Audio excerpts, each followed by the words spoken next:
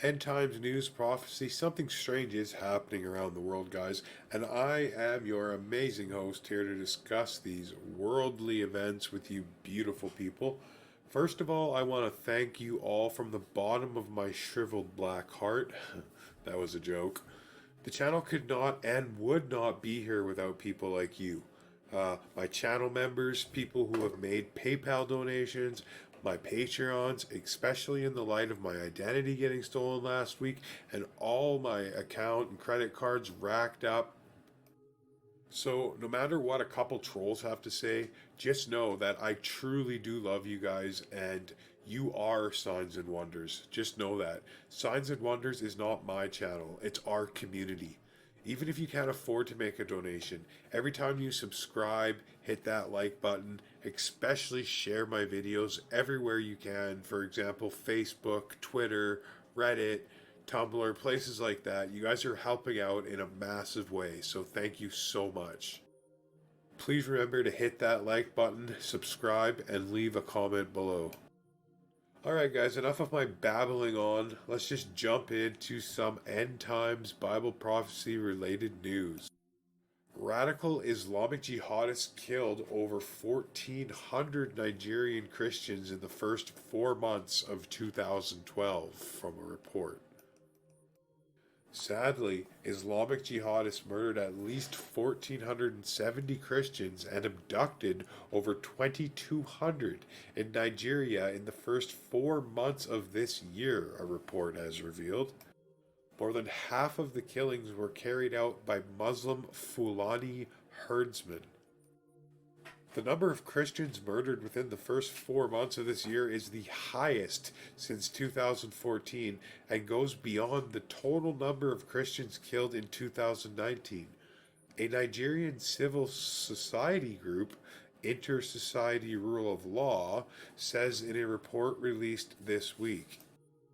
Northwestern Kaduna State recorded the highest number of Christian deaths at 300, according to the investigation, which took 2 weeks to compile all the killings in the majority Christian areas of the country.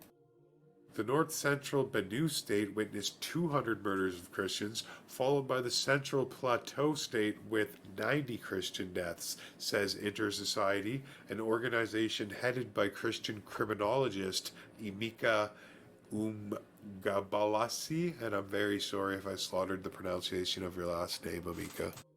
The northern Muslim-controlled Nigerian army also killed at least 120 Christians in states of Benue, Akwa, Abam, Anambra, Imo, Abia, and Abania. It adds. This is the Nigerian army doing this, guys. Like, this is ridiculous. Of the 2,200 Christians abducted, Kaduna State recorded the highest number with 800 abductions. Now, you know these Christians that are getting abducted are more than likely young girls. Out of these 800 Christians abducted, 600 were indigenous Christians, including those abducted in Muslim-held areas of Birnin, Gawari, Igabi, and Giwa local government areas. Niger State recorded the second largest number of Christian abductees at 300. Through interviews and open source reports, the group learned that 220 Christians are most likely to have died or been killed in captivity of their abductors. This represents 10% of the 2,200 abducted Christians across the country, especially Christian travelers and rural others, among them male and young female farmers, including those abducted and raped to death or killed after being raped. Lovely religion Muslim is, isn't it? Islam is just beautiful religion. Explains the report, which relies on what it deems to be credible local and foreign media reports, government accounts, reports from international rights groups, and eyewitness accounts to compile statistical data. Israel tricks Hamas with brilliant tactical move, then launches ferocious air campaign. On Thursday night, the Israeli Defense Force started gathering ground forces near the Israeli border with the Gaza Strip, preparing for what looked like a ground assault into the area from where Hamas has launched Myred rockets attacking the Jewish state. Israeli Prime Minister Benjamin Netanyahu stated the campaign against Hamas was far from over, adding that Israel would exact a very heavy price from Hamas and the other terrorist organizations. We are doing so and we will continue to do so with great force. The last word has not been said, and this operation will continue as long as necessary in order to restore the quiet and security to the state of Israel. Israeli Defense Minister Benny Gantz called up 9,000 reserve soldiers.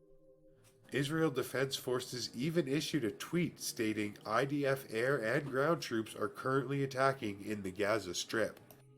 In a 40-minute long air campaign which began around midnight, some 160 aircraft dropped over 450 missiles on 150 targets belonging to a network of tunnels dug by the terror group known as the Metro Underground Gaza City, the Jerusalem Post reported.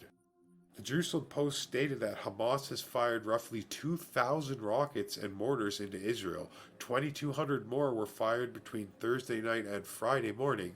30 landed in Gaza itself. Hamas rockets intended for Israel fell short and took out 3 electricity lines, cutting off 250,000 people from electricity. Oops. The lines were among 10 provided by Israel to help increase Gaza's electricity supply, the Jerusalem Post added. IDF spokesman Lieutenant Cole Jonathan Conricus noting that Israel must deal with the terrorist groups Hamas and Islamic Jihad in Gaza, as well as Lebanon-based Hezbollah, said in 2020, we face various terror armies. We may face a 2 or 3 front war, active areas, or threats simultaneously against different enemies and capabilities. We must address that. We want to shorten the time of combat for higher achievement on the battlefield at smaller cost for IDF and civilians. Think of a triangle with sides of time and achievement and cost. Imagine we want that to be small with achievement being high. The environment is changing. We have a necessity to understand changes and address it in training, equipment, doctrine, manpower, and material. European Evangelical Alliance demands Finland respects MPs' religious freedom rights. The European Evangelical Alliance has written to the Finnish government urging it to respect the religious freedom of its parliamentarians, one of whom is facing 6 years imprisonment for sharing her opinion on marriage and human sexuality. EEA General Secretary Thomas Butcher said in a letter that he's dismayed to hear of the charges filed against Finnish Member of Parliament and former Minister of the Interior Pavi Räsänen, who is facing 2 years in prison for 3 of her each alleged crimes. The police were asked to investigate 3 incidents of supposed hate speech, or more precisely in Finnish law, ethnic agitation, Butcher wrote. On each occasion, they concluded there was no case to answer. In the case of a brochure published in 2004, the police added that if it was decided that biblical views were considered per se to count as agitation, then it would have to become a crime to make the Bible available, he insisted. Räsänen was charged with hate speech for publicly voicing her opinion on marriage and human sexuality in a 2004 pamphlet, comments made on a TV show in 2018, and a tweet directed at her church leadership. The public prosecutor's office told Christian Today last week that Räsänen's statements on marriage and sexuality could be described as discriminatory hate speech and are punishable under Finnish law. Anua Mentilia, a lawyer with Finland's National Persecution Authority, was quoted as saying, "We emphasize that charges against Mrs. Rossanian concern hate speech, which is insulting, degrading, and violates the dignity of homosexuals." She further said the Persecutor General doesn't charge Mrs. Rassadin for her traditional opinion on marriage between homosexuals, nor for quoting the Bible or explaining its texts. Well, what then? Quoting biblical text in itself is not a crime in Finland. Well, that's good. Mrs. Rassadin has freedom of religion like anyone else. She has the freedom to express her religious opinions and views as well as other opinions. However, this freedom does not justify speech that can arouse intolerance, contempt, and even hatred toward homosexuals or any other minority. So she has freedom of speech. She's allowed to say what she wants in the Bible, but as long as it doesn't say anything bad or insensitive about homosexuals, is that what I'm gathering here? However, Butcher wrote in the letter that in all three situations for which she stands trial, Pavi Rassan's actions do not cross the United Nations Rabat Plan of Action threshold for hate speech. The context, content, and form of her words were fine. There is no hint of intent, likelihood, or immense of acts of hatred happening. Groundwater wells worldwide at risk of going dry. Study finds from Natural News in a new study published in the Journal of Science, researchers warn that wells in the United States and more than 35 other countries could dry out if groundwater levels drop by only a few feet. Researchers Scott Jasico and Deborah Perrone, both water resource engineers from the University of California, Santa Barbara, arrived this finding after analyzing nearly 39 million well construction records from 40 different countries. The pair studied each well's location, the reason it was constructed, and its depth, among others. They found that up to 20% of wells worldwide extend no more than 16 feet below the water table or the top surface of the groundwater. This suggests that these wells would run dry if groundwater levels declined by just a few feet. A well goes dry when the water table drops so far that the well isn't deep enough to reach it. While new wells were built, these were not dug significantly deeper than old wells in places where groundwater levels are declining, the researchers found. In eastern New Mexico, for example, newly built wells were not drilled deeper than old wells because deep rock layers were impermeable and could contain saline water. This meant that new wells in these areas are just as likely to run dry as old wells. U.S. at risk of water shortage, food collapse due to wells running dry, groundwater flows through tiny spaces within sediments and their bedrock. At points called discharge areas, water rises to the surface and moves into lakes, rivers, and streams. Meanwhile, at points known as recharge areas, water from either precipitation of leakage from surface water percolates deep into the ground. These recharge areas refill aquifers or bodies of permeable rock that hold or transmit water. But groundwater levels can drop dramatically due to a host of factors, including the amount and rate of pumping, amount of recharge, and the underground rock's permeability. Not good. Not good at all, guys. No water, no life. In San Joaquin Valley in California, one of the country's top agricultural regions, overpumping dramatically reduced groundwater levels, causing water scarcity as well as land subsidence, or the gradual settling of sun sinking of the Earth's surface. Some areas in the valley have sunk by as much as 28 feet since record keeping began, and droughts are further exacerbating land subsidies in the valley. Related news, California's San Joaquin Valley, I'm probably not saying that right, once fertile farming ground now succumbing to drought. As groundwater is the planet's most widespread and reliable source of water, groundwater depletion can cause water shortages and result in food collapse. According to the Ohio-based nonprofit, the National Groundwater Association, wells supply nearly 40% of water used for irrigation globally and provide half of all drinking water consumed worldwide. On top of water shortages and land subsidences, groundwater depletion can drastically reduce the water available at the surface, as surface water can leak down to underground aquifers. Seawater can also intrude into aquifers, causing groundwater reserves to be too salty for drinking. Many areas in the U.S. are facing groundwater depletion, including a long strip of the Atlantic coastal plain. According to the U.S. Geological Survey, saltwater intrudes into aquifers from New York to Florida, and surface water flows have decreased in at least one area, a basin in Massachusetts. Other regions seeing groundwater depletion include the Pacific Northwest, Desert Southwest, and Gulf Coastal Plain. All of these places are experiencing depletion due to overpumping. Space alien theorists and the New Age movement are right now preparing post-rapture deception that UFOs caused the worldwide disappearance, and so begins the deception of explaining what has happened when millions of people are suddenly caught up in the rapture. It will be a well-prepared narrative. Why?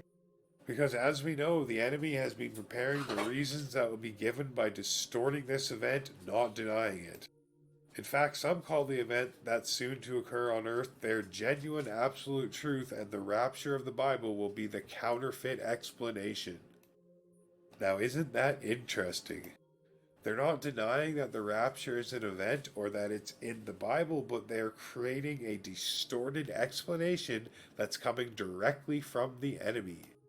New Age writers that channel information from beings in other dimensions have been writing about this coming event for many years. I'm sure they have, eh guys? Of course we know that they're channeling literally what the Bible calls doctrines of demons, but to them they have messages that feel need to be relayed to the world, or it's all just total BS. There has been a major shift has happened when it comes to believing in supernatural beings.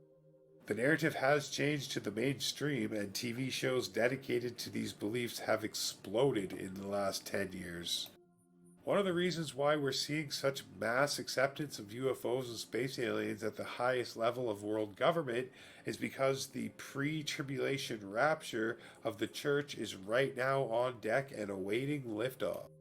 So many things happened at the end of World War II, guys, that it was a true paradigm shift. Adolf Hitler, a type of Antichrist, was introduced to the world. The United Nations was formed in fulfillment of Zephaniah chapter 3, verse 8, and the Jews were regathered in fulfillment of Jeremiah 29:14. And the first space alien UFO made headlines in Roswell. Behold ye among the heathen, and regard and wonder marvelously, for I will work a work in your days which ye not believe, though it be told you. And that's Habakkuk chapter 1 verse 5. In June, the Pentagon is scheduled to release what many people are saying will stunning information of human contact with space aliens. Sorry guys, there's a lot of typos in this article that this guy writes. But those of us who believe in the Bible, well, we know the true identity of these beings, the fallen angels from Genesis 6. That's what I think too. Jesus said the time of Jacob's trouble would be like the days of Noah, and that the time is almost here now. Please share this important article from the NTEB staff writer Lori DiMomia. Time is almost up, he said. As you will see, the disappearance of millions of people is being predicted, and people are being conditioned to expect this event. See, this isn't me. This is an article I'm reading. I don't really 100% agree with this guy. You know, I think I might be a pre-tribulation rapture, because it says in the Bible that no harm will come among you, and that God will literally call his chosen people up into the clouds with him. So I don't really know where I stand on that. So I'm just to let everybody know, I'm just reading this last bit here is just an article that someone else wrote. These aren't my words. So from Lori Demonia, a chilling statement on May 10th, 2021, in The Sun by Steve Bassett. UFO lobbyists referring to the soon to be released report from the U.S. intelligence agency, along with other departments of defense, was the following: humanity may be just weeks away from finding out the truth about UFOs and potential aliens. This would be the most profound event in human history. We may be in the last days of the truth embargo. Interesting choice of words he chose, eh? In the last days. He also said humanity has been waiting close to 75 years, as he has been leading the truth embargo on this subject for 74 years as a lobbyist. The most profound event is coming, all right, but it won't be what alien theorists think. And so begins the deception of explaining what has happened when millions of people are suddenly caught up in the rapture. Again, this is not my opinion. It will be a well-prepared narrative. Why? Because as we know, the enemy has been preparing the reasons that will be given by distorting this event, not denying it. In fact, some call the event that's soon to occur on Earth their genuine absolute truth, and the rapture of the Bible will be the counterfeit explanation. Isn't that interesting? They're not denying that the rapture is an event or that it's in the Bible, but they are creating a distorted explanation that's coming directly from the enemy. I don't remember hearing any of this, so I don't really like this guy's articles. A lot of the times I think he overdoes it, but you guys can make your own opinion. New Age writers that channel information from beings in other dimensions have been writing about this coming event for many years now. I thought we already read this. Yeah, we did. Of course, we know that they're challenging literally what the Bible calls doctrines of demons, but to them they have messages that feel that they need to be relayed to the world. I think they're just charlatans making money off of foolish people that are just stupid, in my opinion. Keep in mind, those who believe in such New Age and alien ideas are no longer the fringe of society. In June 2019, an article was published entitled "The New American Religion of UFOs. Belief in aliens is like faith in religion and may come to replace it." Well, that's a scary article. The article was written by Sean Illing. Starts off by saying, "It's a great time to believe in aliens." Yeah, but people have been believing in aliens forever, man. Touching on the fact that Navy pilots witnessed and recorded unexplained flying objects, he went on to state that more than half of American adults and over 60% of young Americans believe in intelligent extraterrestrial life. There's definitely crazy things out there on video that's unexplainable. You know, I think they're spiritual, but these pilots aren't lying. Like, they do see crazy orbs and stuff in the sky. He noted that compared to a belief in God, which is declining according to many surveys, that it's not by accident. Diana Pasulka, professor of the University of North Carolina, stated, "Belief in UFOs and aliens is becoming a kind of religion, and it's nearly as fringe as you might think." And yeah, here you go. This is a main reason why people aren't believing in God so much anymore, is universities teaching Darwinistic evolution and stuff, you know? It's not all just alien theorists. Like, come on, guy. You gotta think about other stuff like that. In her book, American Cosmics, she doesn't just write about the growing popularity of aliens and UFOs. She writes about what the appeal of the belief in such things reveals about our changing culture. That a major shift has happened when it comes to believing in supernatural beings. That's true. The narrative has changed the mainstream, and TV shows dedicated to these beliefs have exploded in the last 10 years. Again, we already read that. Even when a chief scientist at NASA is willing to say on television, "We are going to find extraterrestrial life," more people are finding it's acceptable and normal. Well, yeah, that's because space is massive. Of course they're gonna believe it when someone says eventually they're gonna find some other life out there. If they say that the universe is as big as they say it is, there's gotta be something else out there.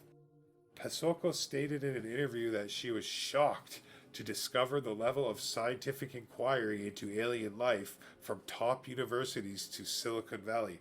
Why would she be shocked? I don't understand. Like, have you seen all these large, like the Large Keck telescope, you know, the Hubble telescope, the apparent trillions of galaxies out there? Like, Why would she be shocked that universities and scientists think that there's a possibility of alien life? This has been going on for years and years.